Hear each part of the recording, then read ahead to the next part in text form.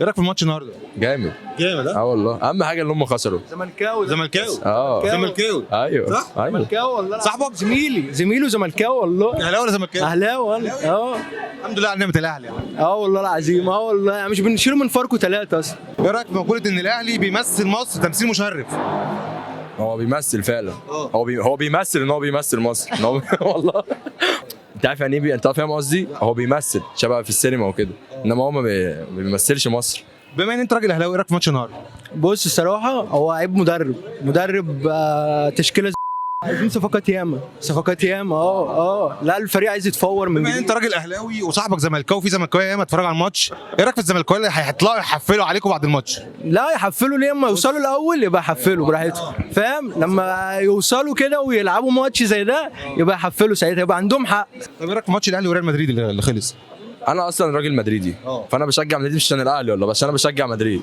فلا مدريد كانوا بيلعبوا بالدكه. بيقول لك الاهلاويه بيقولوا لكم انتوا بتشيلوا تلاتات. معايا هم بيشيلوا اربعات، احنا ثلاثات هم اربعات.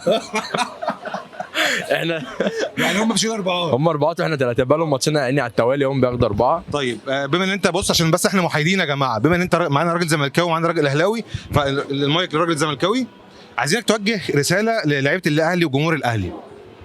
والله انتوا لعيبه كبيره وجمهور عظيم، بس جمهور رقم 2 عشان الجمهور الزمالك رقم 1. وجه رساله للناس اللي هتطلع تحفل عليكم بعد الماتش. برضو انت مصمم وجه لهم رساله.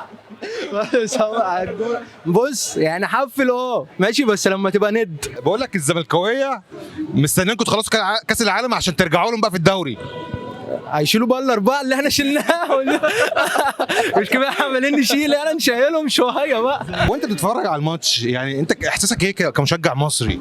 لا انا اصلا من حواري البرازيل. حواري البرازيل؟ ايوه برازيلي واسمر انا.